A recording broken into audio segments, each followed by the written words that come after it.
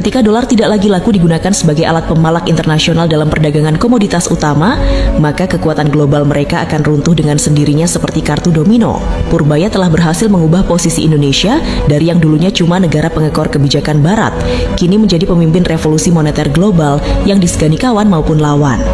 Menghancurkan spekulan falas, rupiah bukan mainan Wall Street. Salah satu kejahatan terbesar sistem keuangan berbasis dolar adalah adanya pasar spekulasi valuta asing, falas. Di pasar ini, para spekulan bisa mempermainkan nasib mata uang suatu negara berkembang hanya dengan modal klik di layar komputer mereka.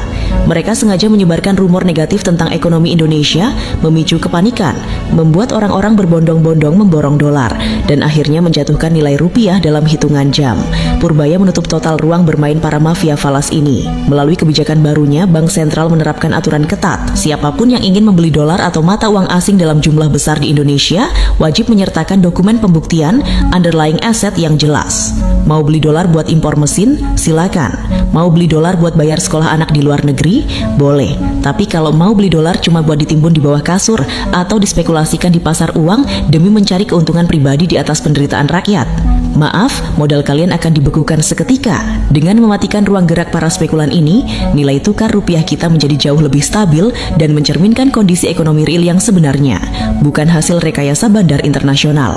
Rakyat tidak perlu lagi cemas melihat layar televisi setiap pagi hanya untuk mengecek apakah harga barang-barang di pasar naik gara-gara kurs dolar melambung tinggi. Purbaya membuktikan bahwa ketika kita berani memutus rantai ketergantungan pada mata uang asing, kita sedang mengembalikan stabilitas dan keadilan ke meja makan setiap keluarga di Indonesia.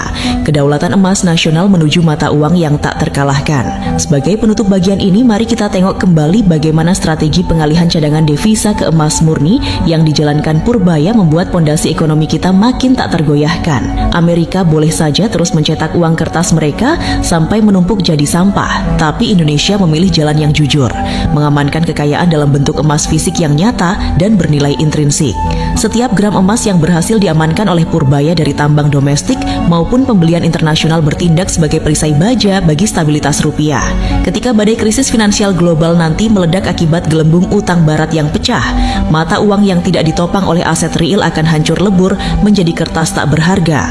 Namun rupiah di bawah benteng pertahanan yang dibangun oleh duet maut Prabowo Purbaya akan berdiri tegak sebagai salah satu mata uang paling aman dan terpercaya di dunia karena dijamin oleh kilauan emas murni dan kekayaan alam yang berdaulat.